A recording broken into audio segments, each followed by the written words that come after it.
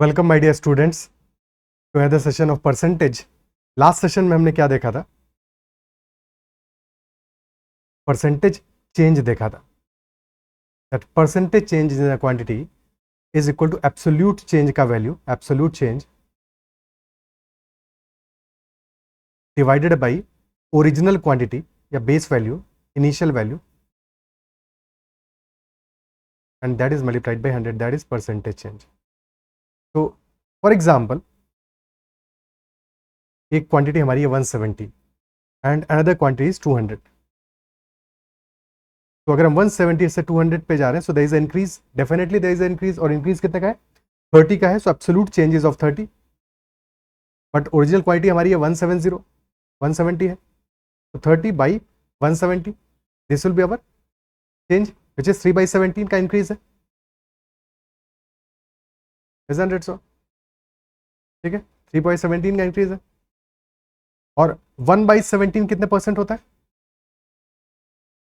अगर 1/17 सभी नहीं कनेक्ट कर पा रहे, 1/18 कितना होता है? 1/18 1/9 का हाफ होता है, 5.55%। 1/16 होता है 6.25%, isn't it so? So this is approximately 5.8687% के आसपास वैल्यू आएगा। Okay, so 3/17 will be 3 times of this, यानी कि 17.5% के अराउंड की वैल्यू आएगी रफली। So that is the estimated increase when we are moving from 170 to 200. If we are moving from 200 to 117, so there is a definite decrease. Decrease भी उतना ही number का होगा जितने का इंक्रीज हुआ था। तो 30 का इंक्रीज है, 30 का ही decrease obviously, but this time base is 200, तो 30 का डिक्रीज है 200 पे। तो -3/20 that will be the decrease, and decrease percentage will be 1/20 is 5%, so this will be 15% का decrease. Here so you can observe that percentage increase is greater than percentage decrease, isn't it so? For the same values, percentage increase जो हो रहा है जब हम 170 से 200 आए, that is higher than percentage decrease when we are going from 200 to 170। और इसका रीजन क्या है? Because when we are moving from 170 to 200, तो हमारा जो बेस वैल्यू है that is 170, but when we are moving from 200 to 170, base value increase कर जा रहा है, बेस वैल्यू हाइयर है, that is why percentage value lower होगा, क्योंकि एब्सोल्यूट चेंज तो हमारा सेम है। एक दो एग्जांपल और लेते हैं। लेट अस से हमने नंबर लिया 120 और नेक्स्ट है 150। तो फिर moving from 120 to 150, there is increase of 30 again. 30 का इंक्रीज है 120 में, 30/120 विच इज 1/4 का इंक्रीज है, यानी कि 25% का इंक्रीज है। And when we are moving from 150 to 120, there is a decrease of 30, but now the base is 150। 30 का डिक्रीज है 150 में, तो दैट इज 1/5 का डिक्रीज है, विच इज इक्वल टू 20%। 20%। तो फिर मूविंग, फॉर एग्जाम्पल एक क्वांटिटी ए है एंड ए से बी तक हमने 25% का इंक्रीज किया, so result is B. Definitely जब बी से ए तक जाएंगे, वापस जाना होगा, तो there will be a decrease of 20%।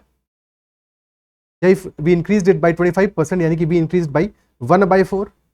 1/4 का इंक्रीज किया है, और 1/4 का इंक्रीज करने का क्या मतलब हुआ? 25% ऑफ 4 इज 1, यानी कि 4 में हमने 1 का इंक्रीज किया है। We have increased the quantity. If the quantity was initially 4, then we increased by 1, तो new quantity is equal to 5। ठीक है, सो 4 में हमने 1 का इंक्रीज किया है, और अगर 4 में 1 का इंक्रीज किया, हमें वापस जाना है 5 से 4 पे, तो हमें डिक्रीज करना पड़ेगा 1 का। 5 में 1 का डिक्रीज करना पड़ेगा, isn't it so? So that will be -1/5। क्या ये बात क्लियर है?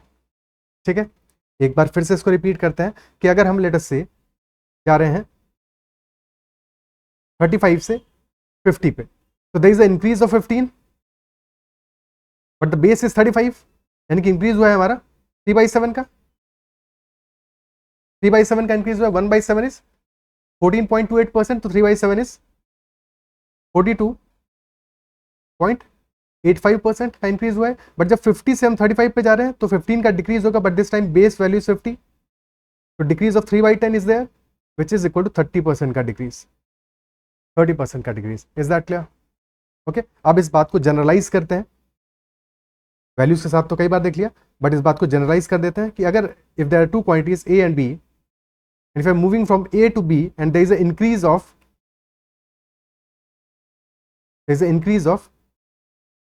d on the base value of n। ठीक है, there is an increase of d on the base value of n, ठीक है, n पे हमने d का डिक्रीज किया है, तो अब हमारा बेस क्या हो गया, base is n plus D, isn't it so? तो जब डिक्रीज करेंगे हम एब्सोल्यूट वैल्यू में तो डिक्रीज d का ही रहेगा, बट दिस टाइम सिंस हमारा जो वैल्यू है पहले बेस n था, बट अब बेस हो जाएगा n प्लस डी, क्योंकि n में हमने d का इंक्रीज कर दिया है, तो पहले बेस n था और अगर हमने d का इंक्रीज कर दिया है तो now the base is n plus D, तो जब वापस जाएंगे हम करेंगे तो डिक्रीज d का ही, but this time the base is n plus D, so that is why decrease हमारा हो जाएगा d upon n plus D का, d upon n plus D का डिक्रीज हो जाएगा। क्या ये बात क्लियर है? ठीक है, क्या ये बात समझ में आती है? ओके, तो फॉर एग्जाम्पल हम गए 3 से 5 पे, तो इंक्रीज किया हमने 2 का ऑन द बेस 3, और 3 पे 2 का इंक्रीज किया, तो नाउ द बेस इज 5। जब 5 से 3 पे जाएंगे तो हम डिक्रीज तो 2 का ही करेंगे, but now the base is 5, तो 2/5 का डिक्रीज होगा, 2/5 का डिक्रीज होगा। क्लियर है? अगर हमने 3 का इंक्रीज किया है 7 में, 7 में 3 का इंक्रीज किया है, यानी कि न्यू बेस विल बी 7 + 3 10 हो जाएगा, 7 + 3 10 हो जाएगा, और 10 में डिक्रीज करेंगे अब 3 का ही, क्योंकि चेंज तो उतना ही आना है, बट डिक्रीज परसेंटेज हमारा 30% आ जाएगा। क्या ये बात क्लियर है? लेट अस से हमने इंक्रीज किया है 5 का 17 में, तो 5/17 is the increase percentage, increase fraction, ठीक है, परसेंटेज में कन्वर्ट कर लोगे तो 5/17 का इंक्रीज आया, यानी कि 17 में 5 इंक्रीज किया है हमने, 22 हमारा नया बेस हो जाएगा, और 22 में डिक्रीज करेंगे हम 5, तो -5/22 that will be the percentage value.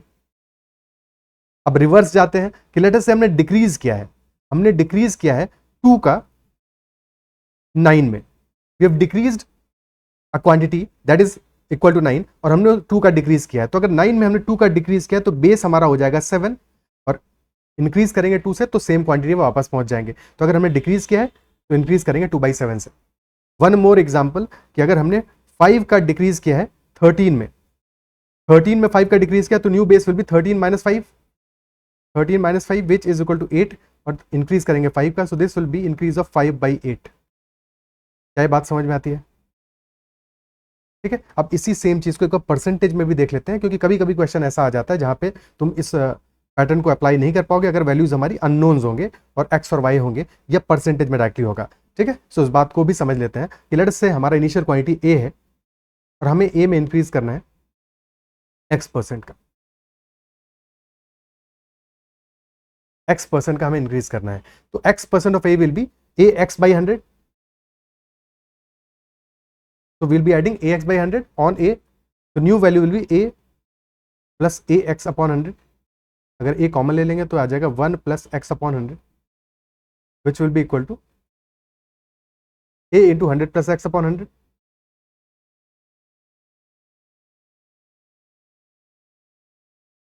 अब अगर हमें वापस जाना है इससे वापस a पे, तो कितना परसेंटेज डिक्रीज होगा? इंक्रीज तो हमने x% से कर दिया, परसेंटेज डिक्रीज क्या वैल्यू आएगा? ठीक है, तो a into 100 plus x/100 से हमें वापस जाना है a पे, तो चेंज इन क्वांटिटी क्या है?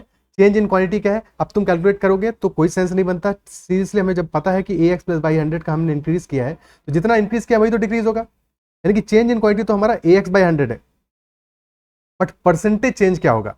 तो चेंज इन क्वांटिटी तो एब्सोल्यूट वैल्यू ax/100 है, बट परसेंटेज चेंज अब हमें बेस पे निकालना पड़ेगा, so percentage change will be equal to ax/100 divided by a into 100 + x/100। तो a से a कैंसिल आउट हो गया, 100 से 100 कैंसिल आउट हो गया, और obviously percentage change multiply by 100 करोगे तो this will become 100x/100 + x, तो ये हमारा डिक्रीज का वैल्यू होगा 100x/100 + x। ठीक है, ओके, ठीक है, और यही सेम चीज अगर हम पीछे वाले प्रिंसिपल से समझते हैं तो क्या मतलब हुआ कि जब हम a से इस नई क्वांटिटी लेट से इसको b कह दें, तो b पे गए और हमने x% का इंक्रीज किया है, यानी कि 100 में x का इंक्रीज किया है, x% यानी कि x/100 का इंक्रीज किया है, तो 100 में x का इंक्रीज किया है, तो जब डिक्रीज करेंगे हम, ठीक है, 100 में x का इंक्रीज किया तो new value is 100 + x, base हमारा हो जाएगा 100 + x, बट डिक्रीज करेंगे क्या? x का ही, तो -x/100 + x, that will be our fractional change. Clear? अब प्रैक्टिस क्वेश्चंस करते हैं कुछ, क्या तक बात समझ में आती है? तो एक बार हमें परसेंटेज इंक्रीज और डिक्रीज अब प्रॉपर्ली समझ में आ गया है, अब कुछ क्वेश्चंस करते हैं। अगर अब तक तुमने चैनल को सब्सक्राइब नहीं किया है, वीडियोस देख रहे हो, तो डेफिनेटली चैनल को सब्सक्राइब कर लेना, अपने फ्रेंड्स से भी जरूर शेयर करना, और टेलीग्राम चैनल मैथोलॉजिकल भी ज्वाइन कर लेना।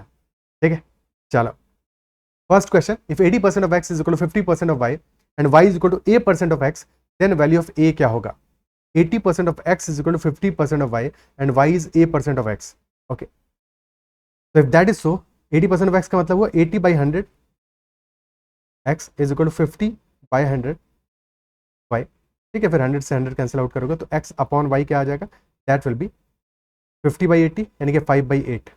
बट क्वेश्चन कह रहा है y is equal to a% of x, तो हमें a की वैल्यू फाइंड आउट करनी है, a की वैल्यू फाइंड आउट करनी है. यानी कि इंस्टेड हम इसको क्या लिख सकते थे कि हम y is equal to something में हमें करना है, लिखना है, तो 50 को लेफ्ट हैंड साइड में लेके जाओगे, डिवाइड में हो जाएगा, तो this will y is equal to 8 by 5x, y is equal to 8 upon 5x. ठीक है, तो 8 अपॉन 5 की वैल्यू क्या आएगा, 8 अपॉन 5 इज 1 प्लस 3 by 5, और 1 हुआ हमारा 100%, 3 by 5 हुआ 60%, तो this total is 160%. Answer will B 160%. 160%. और कभी भी ऐसी वैल्यू दी है तो स्ट्रेट अवे हम लिख सकते हैं this will be 80x is equal to 50y, और 0 0 कैंसिल आउट हो जाएंगे, तो सीधे हमारा आ जाएगा. डिवाइड बाय 100 लिखने की कोई जरूरत ही नहीं, परसेंटेज से परसेंटेज तुम स्ट्रेट अवे कैंसिल आउट कर सकते हो, मल्टीप्लाई हो रहा है. परसेंटेज मतलब 1 divide by 100, divide by 100 left hand side में भी, divide by 100 right hand side में भी, तो डायरेक्टली कैंसिल आउट हो जाएगा. ठीक है, ये मतलब हुआ. Okay, next question. There is a 4% increase in volume when a liquid freezes to its solid state. When a liquid freezes to its solid state, the percentage decrease when solid melts to liquid again क्या होगा, percentage decrease क्या होगा. तो एक चीज जो हम already सीख चुके हैं कि हमेशा पीछे हमने देखा भी है कि जब भी हम परसेंटेज इंक्रीज देखते थे तो n बाई डी का अगर हमारा इंक्रीज हो रहा है तो डिक्रीज हमेशा क्या हो रहा था, n by d plus n का. Isn't it so? तो बेस वैल्यू डिक्रीज में क्योंकि ज्यादा है, that is why decrease will always be smaller. Increase हमेशा ग्रेटर होगा अगर सेम क्वांटिटी पे आ रहे हैं, सेम पे नहीं आ रहे हैं तो फिर तो कुछ भी हो सकता है. ठीक है, बट अगर सेम क्वांटिटी पे वापस लौट के आ रहे हैं, ए से बी पे गए वापस बी से ए पे आ रहे हैं, तो डेफिनेटली डिक्रीज का जो परसेंटेज है that will always be lesser than increase percentage. Increase percentage will always be greater than decrease percentage. ठीक है, तो डेफिनेटली अगर ऐसा है 4% का इंक्रीज हो रहा है, अब वापस से हमें डिक्रीज करके सेम क्वांटिटी पे जाना है, तो डिक्रीज हमारा 4% से स्मॉलर वैल्यू आएगा, तो ऑप्शन बी तो आंसर नहीं हो सकता, ऑप्शन बी तो सी भी आंसर नहीं हो सकता है. ए और डी में से कोई भी एक आंसर आएगा. क्लियर, ए और डी में से कोई एक आंसर होगा, ये बात भी समझ में आनी चाहिए. ठीक है, 4% इंक्रीज का मतलब क्या हो, 4% इज 1/25, तो there is a decrease of 1, there is a decrease of 1 on 25.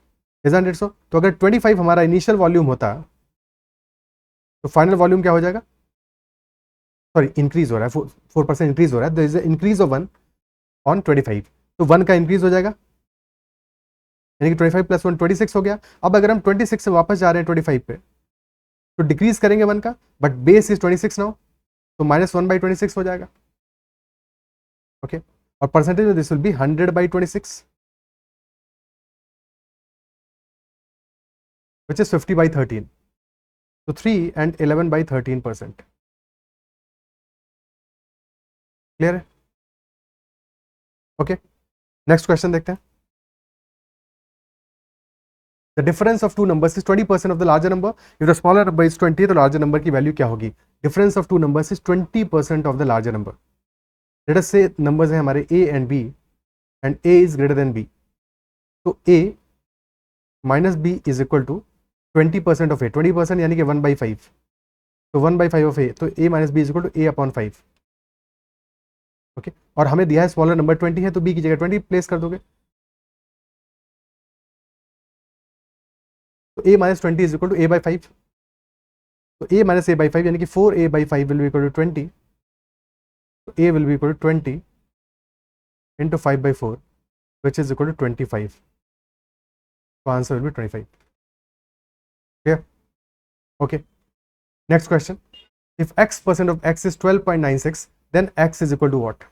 x% of x is 12.96, तो x की वैल्यू क्या होगी. x% यानी कि x/100 इंटू x इज 12.96, तो x square will be equal to 12.96 into 100, यानी कि 1296 हो जाएगा. 12.96 इंटू 100 करोगे तो डेसिमल हमारा 2 प्लेसेस राइट वर्ड शिफ्ट हो जाएगा, तो दिस विल बी 1296, और 1296 हमारा किस नंबर का स्क्वायर होगा, किस नंबर का स्क्वायर होगा, 36 का स्क्वायर होता है 1296. ओके, 30 का स्क्वायर इज 900, 40 का स्क्वायर इज 1600, तो डेफिनेटली इनके बीच में ही वैल्यू होगा. 35 का स्क्वायर क्या होगा, 35 स्क्वायर होगा 3 इंटू 4, 25 आ जाएगा, और 12 25 तो डेफिनेटली 36 का स्क्वायर है. Clear? Okay, so x will be equal to 36 in such a case. Next question.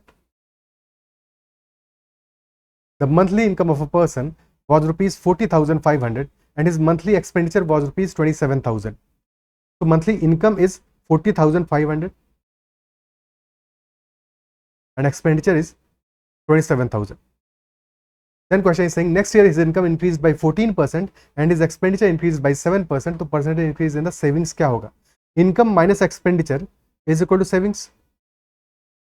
तो सेविंग्स हो जाएगा 40,500 माइनस 27,000, यानी कि this year savings are 13,500. Next year income increase कर रही है 14% से, इनकम 14% से इंक्रीज कर रही है और 14% क्या होगा? 40,500 है तो 1% कितना आएगा? 1% आएगा 405 आएगा. इजंट इट सो? ठीक है, 1% इज 405, तो 14% की वैल्यू क्या आ जाएगी? That will be 14 into 405.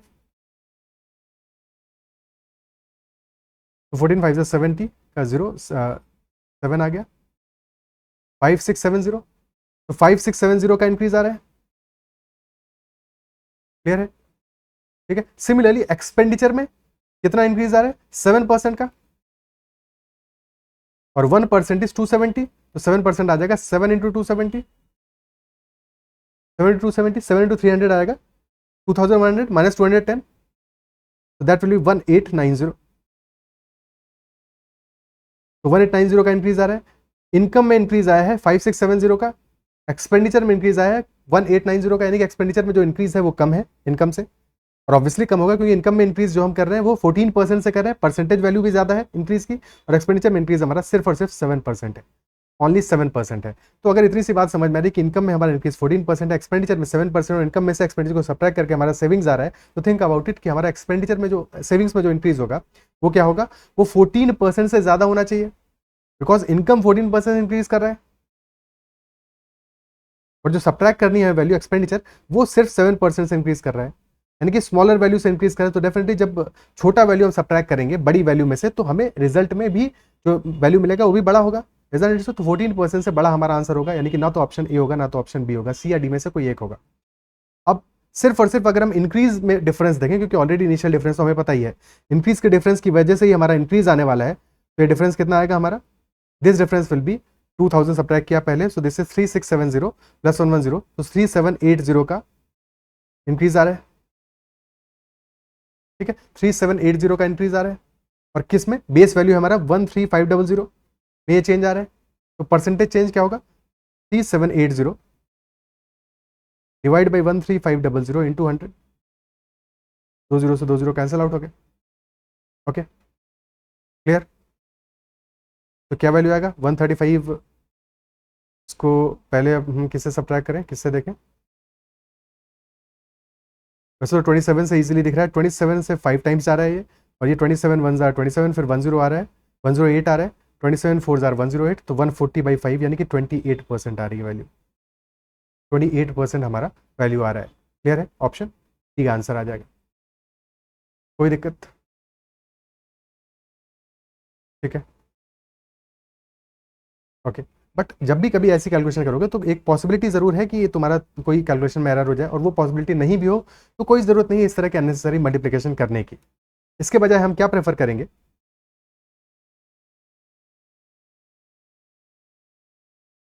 कि हमें पहला जो एब्सोल्यूट इंक्रीज इनकम में आ रहा है वो कितना आ रहा है? दैट इज 14 इंटू 405 का, और एक्सपेंडिचर में इंक्रीज आ रहा है 7 इंटू 270 का. ओके, तो डेफिनेटली अब जब तुम सब्ट्रैक्ट करोगे तो 7 तो कॉमन आता हुआ दिख रहा है, 7 तो कॉमन आता हुआ दिख रहा है, और अगर देख पा रहे हो तो यहाँ पे 135 भी कॉमन आता हुआ दिख रहा है, अदरवाइज 27 कॉमन आता हुआ दिख रहा है. तो 7 इंटू 135 को अगर तुमने कॉमन ले लिया तो अंदर क्या वैल्यू बच गया? अंदर बच गया यहाँ पे लेफ्ट हैंड साइड में 2 इंटू 3, माइनस करोगे 2 only, this value will be 7 into 135 into 6 minus 2 into 4. अब परसेंटेज चेंज निकालना इज मच इजियर, बिकॉज 135 तो हमारा 1% है सेविंग्स का, और दिस इज 135 इंटू 28, तो 28% होगा. क्या ये बात अप्रिशिएट कर पा रहे हो कि हमने अपनी कैलकुलेशन को यहाँ पे आसान कर दिया? क्या ये बात समझ पा रहे हो? ठीक है। हालांकि ये कैलकुलेशन अभी और भी आसान हो सकती है, बिकॉज एक ही क्वेश्चन से हम जितनी ज़्यादा सारा लर्निंग ले लें उतना बेटर है। अल्टीमेटली हमें जो आंसर चाहिए वो क्या चाहिए, परसेंटेज में चाहिए। वैल्यूज भी हमें जो दी हुई है, इनकम की वैल्यू दी है और एक्सपेंडिचर की वैल्यू दी है। अब यहाँ पे एक बात समझने वाली, इनकम में हमें परसेंटेज चेंज दिया है और एक्सपेंडिचर में भी परसेंटेज चेंज दिया है। क्लियर? ठीक है। तो एक बात तो हमने ऑलरेडी समझ ली थी कि इनकम में चेंज 14% का है, एक्सपेंडिचर में सिर्फ 7% का है, तो डेफिनेटली हमारा जो आंसर है that will be greater than 14%। That is for sure, that is for sure. ठीक है। बट एक बात और है जो यहाँ पे समझ में आनी है या समझनी है हमको, कि बेसिकली जब हमने इनकम की एक वैल्यू ली, एक्सपेंडिचर की एक वैल्यू ली, और फिर हम क्या कर रहे हैं, इनकम में 14% इंक्रीज करा रहे हैं और एक्सपेंडिचर में 7% इंक्रीज कर रहे हैं। ओवरऑल हमको क्या देखना है, एब्सोल्यूट चेंज हम नहीं देख रहे हैं सेविंग्स में, हमें सिर्फ ये देखना है सेविंग्स में परसेंटेज चेंज कितना आया है, सेविंग्स में परसेंटेज चेंज कितना आया है। तो इन एनी सच केस हमारे पास जो एब्सोल्यूट वैल्यूज हैं उनका बहुत ज्यादा रेलेवेंस नहीं, उनका रेलेवेंस इस बात के लिए है कि इनकम, एक्सपेंडिचर और सेविंग्स का रेशियो क्या है। उनका रेलेवेंस इस बात के लिए है कि हमें रेशियो पता चल जाए, इनकम, एक्सपेंडिचर और सेविंग्स का रेशियो क्या है। ठीक है। तो अगर हम रेशियो पता लगा लें तो उस रेशियो में हम कोई भी वैल्यूज एज्यूम कर लें जो सबसे आसान हो, तो हमारा आंसर और इजीली निकल जाएगा। फॉर एग्जांपल यहाँ पे अगर नहीं रेशियो इजीली बन रहा है तब तो फिर ऐसे ही कैलकुलेट करोगे, बट अगर रेशियो इजीली दिख रहा है, जैसे यहाँ पे हमारा रेशियो ऑब्जर्व करें, इनकम है 40,500, एक्सपेंडिचर है 27,000। ठीक है। तो क्लियरली हमको ये दिख रहा है कि रेशियो क्या आएगा, इनकम है 40,500, एक्सपेंडिचर है 27,000 और सेविंग्स बचा है 13,500। तो अगर हम सेविंग्स को 1 यूनिट मान लें तो this will B expenditure 2 units हो जाएगा और इनकम हमारी हो जाएगी 3 यूनिट्स। इजंट इट सो? भाई अगर सेविंग्स हमारी 1 यूनिट है तो एक्सपेंडिचर हमारा 2 यूनिट्स है और इनकम 3 यूनिट्स होगी, ऑब्वियसली दोनों का समेशन होगा। ठीक है। तो अगर हम इनकम को मान लेते हैं 300 और एक्सपेंडिचर हो जाएगा हमारा 200, बिकॉज रेशियो तो वही है, रेशियो में मानना है वैल्यूज को। ठीक है। और 300 200 इसलिए मान लें बिकॉज अल्टीमेटली परसेंटेज में हमें कैलकुलेशन करना है, और सेविंग्स आ जाएगी हमारी 100। अब परसेंटेज निकालना बहुत ही आसान है। 300 का 14% इंक्रीज करोगे 42 आएगा वैल्यू, 200 में 7% इंक्रीज करोगे 14 आएगी वैल्यू, और 42 में से तुमने 14 सब्ट्रैक्ट कर दिया, यानी कि 28 का इंक्रीज आने वाला है। और ये 28 का इंक्रीज आ रहा है 100 पे, यानी कि 28% हमारा आंसर होगा, 28% हमारा आंसर हो जाएगा। क्लियर है? ओके। ठीक है। नेक्स्ट क्वेश्चन देखते हैं। Given that 14% of A's income is 21% of B's income is equal to 28% of C's income. If sum of their incomes is 72,800, then what are their respective incomes? तो 14% of A ही मान लेते हैं, A की income, 21% of B if B is the income of B, and 28% of C if C is the income of C. These three values are equal. Again percentage directly cancel out हो जाएंगे, so this will become, और ये हो जाएगा, percentage cancel out हो गया और फिर 14% है, यानी कि 7 से भी कैंसिल कर दोगे तो यहाँ बचेगा 2, 3 एंड 4। तो 2A is equal to 3B is equal to 4C। अब एक चीज जो हमने रेशियो में देखी है, तो रेशियो से रिकॉल कर पाओ कि अगर हमें ये वैल्यू दिया है तो इसका ये मतलब बिल्कुल भी नहीं है कि A, B और C का जो रेशियो है दैट विल बी 2:3:4, बिल्कुल भी ऐसा नहीं होगा, ऐसा नहीं होता है। ठीक है। तो कैसा होता है कि 2, 3 और 4 ये जो वैल्यूज हमारे आ रहे हैं, जो कोफिशिएंट्स आ रहे हैं, इनका एलसीएम ले लो, इन सबका एलसीएम ले लो। एलसीएम क्या आएगा, एलसीएम 12 आ जाएगा, 12 से इन सारे नंबर्स को डिवाइड कर दो। Now this will become 2A/12, यानी कि A/6 will be equal to B/4 will be equal to C/3। और अगर ये दिया है तो डेफिनेटली यहाँ से हम A, B और C का रेशियो निकाल सकते हैं कि ratio of A, B and C will be equal to 6:4:3। ठीक है। और ये बिल्कुल एक्जैक्टली वैसा ही है कि इसके बजाय तुम ये भी कर सकते हो कि तुम एज्यूम कर लो कि 2A = 3B = 4C and that is equal to 12। तो वहां से भी ABC का वैल्यू आ जाएगा कि A = 6, B = 4, C = 3। ये रेशियो की वैल्यूज आई हैं, तो 6:4:3 तुम्हारा A, B और C का रेशियो आ जाएगा। जिस भी तरीके से कंफर्टेबल हो, डिवाइड करके कंफर्टेबल हो तो एक ही बात है, और इक्वल टू करके अल्टीमेटली डिवाइड करने वाले हो तो भी एक ही बात है, दोनों में कोई अंतर नहीं है। बस अंतर आ रहा है किस तरह से तुम उस चीज को प्रोसेस कर रहे हो, अदरवाइज मेथड एग्जैक्टली सेम है। तो A, B और C का रेशियो आ गया 6:4:3। समेशन क्या आ जाएगा, 6 यूनिट्स वैल्यू ए की सैलरी की है, 4 यूनिट्स है बी की और 3 यूनिट्स है सी की, सम आ गया 13 units, and this 13 units is equal to 72,800। 13 5s are 65, बचा 78, 13 6s are 78, तो 5600 is value of 1 unit.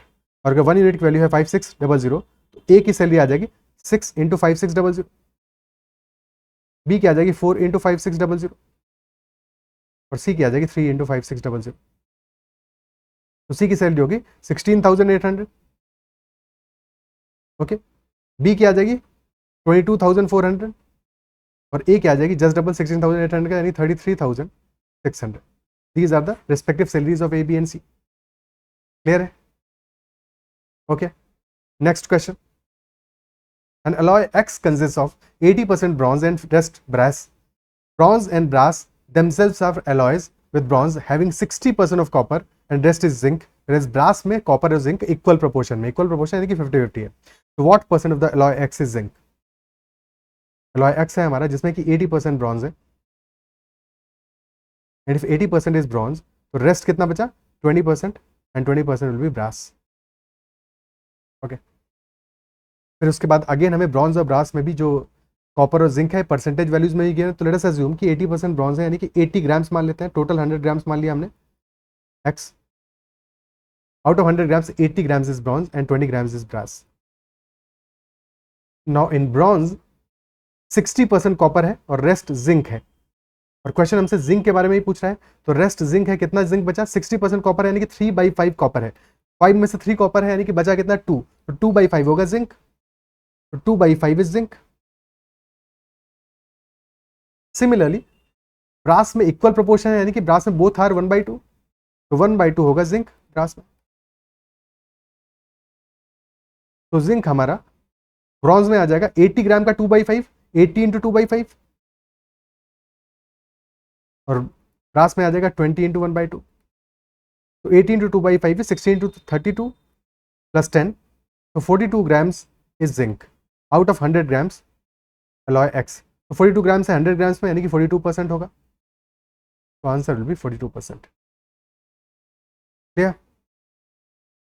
Okay, next question. The ratio of employees to managers in an organization is 7:3.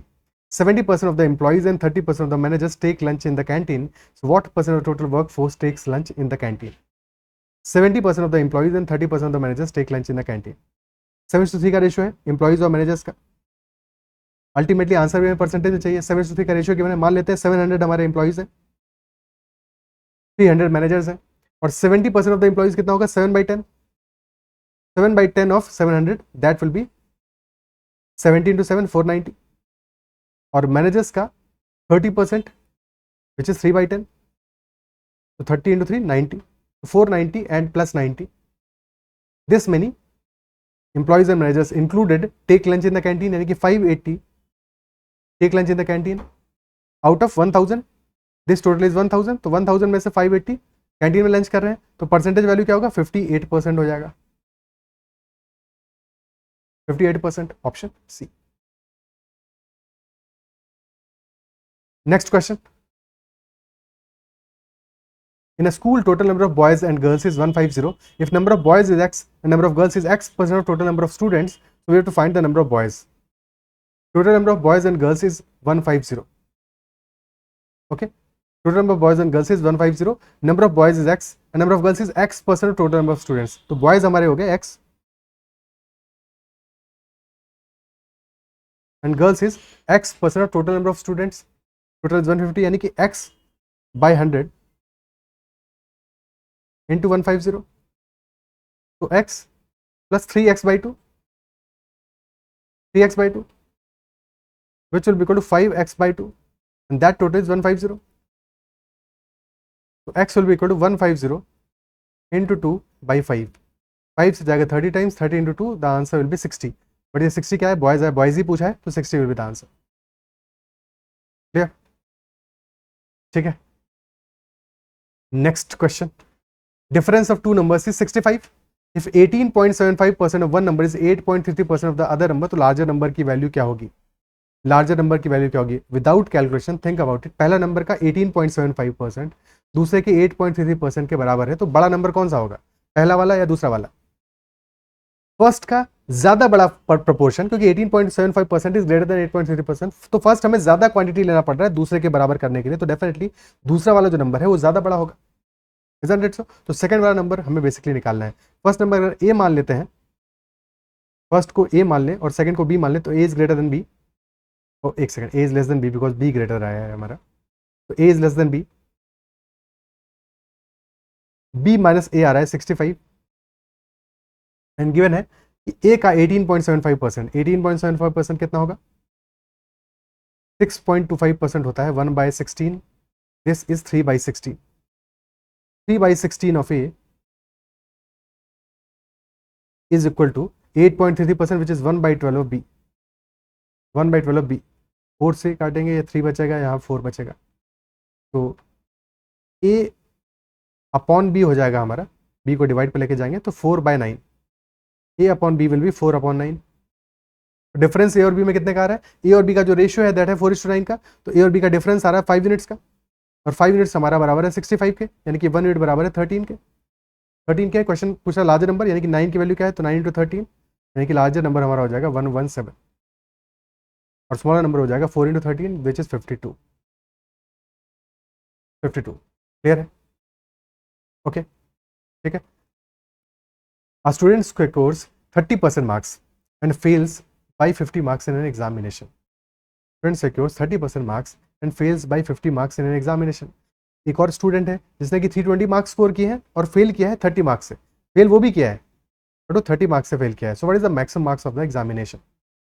First student ने 30% marks score किए हैं and he has failed by 50 marks, यानी कि अगर 50 marks और add होते उसके तो he would have scored passing marks. There is a second student who has scored 320 marks and still fails by 30 marks, तो उसके भी 30 मार्क्स कम है, 320 है बट 30 मार्क्स कम है। तो अगर 30 मार्क्स कम है यानी कि कितने ज्यादा हुए 30% से, 20 ज्यादा हुए, 30% से 20 ज्यादा हुए, isn't it so? क्या बात समझ आ रही? 320 मार्क्स हमारे 30% से 20 ज्यादा हुए, क्या बात क्लियर है?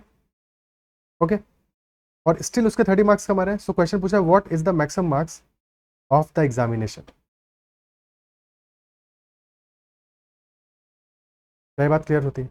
अब यहाँ पे हमें क्या करना है, 30% मार्क्स पहले ने स्कोर किए और फेल हुआ है 50 मार्क्स से, दूसरे ने 320 स्कोर किए और फेल हुआ है 30 मार्क्स से।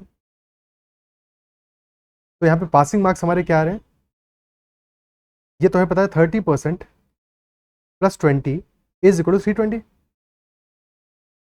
क्या बात क्लियर है? 30% मार्क्स यानी क्या हुआ, 3m/10, 3/10 of maximum marks + 20 and that value is equal to 320, यानी कि 3m/10 will be equal to 320 - 20, 300। तो मैक्सिमम मार्क्स हमारे आ जाएंगे 1000, maximum marks will be 1000 in this case. क्या बात क्लियर है? Okay, next question. The price of an article is reduced by 25%, but the daily sale of the article is increased by 30%. Price reduce हुआ है 25% से but daily cell increase हुई है 30% से। Question asking net effect on the daily sale receipt क्या होगा? Net effect on the daily rate sale receipt क्या होगा? तो डेली सेल रिसीट यानी कि टोटल रिवेन्यू पे इफेक्ट क्या होगा? Price multiplied by sale, that is total revenue. Price multiplied by sale volume, that is revenue, isn't it so? तो हमारा क्या कह रहा है क्वेश्चन, प्राइस में 25% का इंक्रीज हुआ है, सॉरी रिड्यूस हुआ है, और डेली सेल इंक्रीज हुआ है 30% से। 25% का मतलब हुआ कि 1/4 का इंक्रीज हुआ है प्राइस में, इजंट इट सो? और डेली सेल में इंक्रीज हुआ है 30%, यानी कि 3/10 का, यानी कि 10 में 3 का इंक्रीज हुआ है और यहाँ पे 4 में 1 का रिडक्शन हुआ है। तो अगर हम इनिशियल प्राइस को 4 मान लें तो 1 का रिडक्शन हुआ है, यानी कि फाइनल प्राइस हो जाएगा 3। और डेली सेल में 3/10 का इंक्रीज हुआ है, यानी कि इनिशियली अगर सेल हमारा 10 यूनिट्स था, 10 पैकेट सेल होते थे आर्टिकल के, या 10 आर्टिकल सेल होते थे, तो अब 13 आर्टिकल सेल हो रहे हैं। तो रेवेन्यू क्या हो जाएगा? Revenue will be price into sale, यानी कि 4 × 10, 40 इनिशियली था, और अब है 3 × 13 यानी कि 39। तो there is a decrease of 1, 40 से 39 हो गया, यानी कि there is a decrease of 1। But ये 1 का डिक्रीज आया किस पे है? बेस वैल्यू पे। बेस वैल्यू क्या है? बेस वैल्यू इज 40, यानी कि परसेंटेज चेंज जो हमारा है, नेट इफेक्ट है, दैट विल बी -1/40, और 1/40 होता है 2.5%, या फिर मल्टीप्लाई बाय 100 कर दोगे, ठीक है? सो दिस विल बिकम 2.5% का डिक्रीज। ऑप्शन डी आ जाएगा answer, decrease of 2.5% will be there in the sale. Clear है? Okay, next question. When the price of tea was reduced by 16.66% and number of packets sold increased by 62.5%, so we have to find the percentage change in revenue. Revenue पे क्या फर्क पड़ेगा? तो price has reduced by 16.66%, यानी कि 1/6 का reduction हुआ है, 6 में 1 का रिडक्शन हुआ है, and number of packets sold has increased by 62.5% which is 5/8। तो 8 में 5 का इंक्रीज हुआ है, परसेंटेज चेंज इन रेवेन्यू निकालना है। तो प्राइस हमारा 6 में 1 का रिडक्शन हुआ है, यानी कि इनिशियली अगर 6 था तो now the price is 5 rupees. Initially अगर 6 रुपीज़ प्राइस था एक पैकेट का, तो अब 5 रुपीज़ प्राइस होगा। Is that so? और packets, number of packets sold क्या है, 8 थे अगर इनिशियली, क्योंकि 8 में 5 का इंक्रीज हुआ है। तो नंबर ऑफ पैकेट्स अगर हमारे इनिशियली 8 थे, अब 8 + 5 यानी कि 13 हो गए हैं। तो revenue will be equal to price into number of packets. तो 6 × 8 इज 48, 13 × 5 इज 65, यानी 48 से 65 हो गया है। तो 17 का इंक्रीज आया है, 17 का हमारा इंक्रीज आया है रेवेन्यू में। और इनिशियल वैल्यू 48 है, तो ये 17 का इंक्रीज किस पे आया है, 48 पे आया है। इज दैट सो? 48 पे 17 का इंक्रीज आया है, तो हमारा परसेंटेज चेंज हो जाएगा 17/48। अब 17/48 को डायरेक्टली हम कैसे कैलकुलेट करेंगे? सो कैन यू ऑब्जर्व, अपने एंड पे पहले करने की कोशिश करो, ठीक है। 17/48 को कैसे कैलकुलेट करेंगे? We can say that this is 16/48 + 1/48, कह सकते हैं ऐसा, ठीक है। और 16/48 हमारा हो गया 1/3, 1/3, तो दिस वैल्यू विल बी 33.33%। और 1/48 हमारा ऑलमोस्ट 2% आएगा, 2% से थोड़ी सी बड़ी वैल्यू आएगी, स्लाइटली लार्जर वैल्यू आएगा, ठीक है। तो 2% से थोड़ा सा बड़ा वैल्यू आएगा, बिकॉज 48 का 2% होगा 0.96, बचता है 0.04, तो ऑलमोस्ट 2% से स्लाइटली लार्जर वैल्यू आएगा, बट 2% ही मान लें इसको। तो अप्रॉक्सीमेटली हमारा आंसर आ जाएगा 35.33%। ओके, एक और तरीका इसी सेम चीज को देखने का, ऐसा भी कह सकते हो कि दिस इज 12/48 + 5/48। और 12/48 क्या होगा, और फिर 5/48 को भी हम क्या लिख सकते हैं, दिस विल बी 12/48 + 4, अगेन वो तो बात वही होगी, ठीक है। तो 5/48 को कैसे कैलकुलेट करेंगे, एक सेकेंड, 5/48 को भी कैलकुलेट करना देख लेते हैं, ठीक है, कैसे करेंगे। 12/48 तो हमारा 25% है, और 5/48 हमारा, अगर तुम देख पा रहे हो, तो 48 का 10% वैल्यू क्या होगा, 10% ऑफ 48 क्या होगा, कि थोड़ा सा हम अपना परसेंटेज का जो परसेप्शन है उसको भी बेटर कर ले, उसके हिसाब से भी एस्टिमेशन कर ले। 48 का 10% क्या होगा, 48 का 100% तो 48 है, 10% वैल्यू आ जाएगा 48 का 4.8, 4.8। 1% पूछा होता तो 1% आता 0.48, 0.48, और 0.1% वैल्यू आएगा हमारा 0.048, या ऑलमोस्ट 0.05 आ गया एक तरह से मान लो, ठीक है। तो 5/48 है, 5/48 है, 5 बनाना है हमको, ठीक है। 5 कितना परसेंट होगा, 1% है 0.48, 10% है 4.8, तो डेफिनेटली 10% तो ऐड करोगे, बिकॉज 10% इज 4.8, बस 0.2 और ऐड करना है तुमको। तो अगर 0.05 हमारा 0.1% है, यानी कि 0.4% विल बी 0.2 के बराबर ऑलमोस्ट, ठीक है। So plus 10.4%, this will B 35.4%। क्या ये बात समझ पा रहे हो, ठीक है। तो हमारा अभी ये जो आंसर है ये ऑलमोस्ट एक्यूरेट हो गया, 35.4%। क्या ये बात समझ पा रहे हो, ठीक है, क्लियर है, ओके। तो इस तरह से भी इसको सॉल्व किया जा सकता है, या डायरेक्टली तुम ये भी कर सकते थे कि पूरे के पूरे 17 को कैलकुलेट कर लेते हैं इस तरह से, पूरे के पूरे 17 को इस तरह से कैलकुलेट कर लेते हैं कि 48 का 10% है 4.8, ठीक है। तो इस तरह से अकॉर्डिंगली जाके 48 का 30% क्या वैल्यू आएगा, और ऐसे एस्टिमेट करके तुम वहां तक भी पहुंच सकते थे, कोई दिक्कत नहीं है। बट बेटर अप्रोच ये होगा कि हम ऐसे पहुंचे या ऐसे एस्टिमेट करें, डिपेंड करता है कि आंसर ऑप्शन हमारे हमसे कितना एक्यूरेट आंसर चाह रहे हैं। अगर इतना हमारा काम कर रहा है 35.33%, तो डेफिनेटली हम इतने से खत्म कर देंगे, क्यों हम एस्टिमेशन करेंगे। बट अगर इससे भी ज़्यादा एक्यूरेट चाहिए तो फिर हमें वो एस्टिमेशन करना पड़ेगा, ठीक है। ऐसे क्वेश्चंस बाद में, अभी हम अगले सेशन में और आगे भी प्रैक्टिस करते रहेंगे, और भी कई सारे क्वेश्चंस प्रैक्टिस करेंगे, ठीक है। तो तुमको और बेटर समझ में आएंगी ये बातें। आज के सेशन को में इतना ही रखते हैं। आई बिलीव जो भी क्वेश्चन मैंने डिस्कस किया वो सबके सब समझ में आए होंगे। कहीं पे डाउट रहता है तो कमेंट जरूर मेंशन करना। सेशन पसंद है तो उसको लाइक जरूर करना है, जरूर से जरूर करना है, अपना फीडबैक भी जरूर देना है, और साथ में टेलीग्राम चैनल भी ज्वाइन करना है, दैट इज मैथोडोलॉजिकल। इतना ही आज के सेशन में, बाय, टेक केयर, ख्याल रखो, पढ़ते रहो।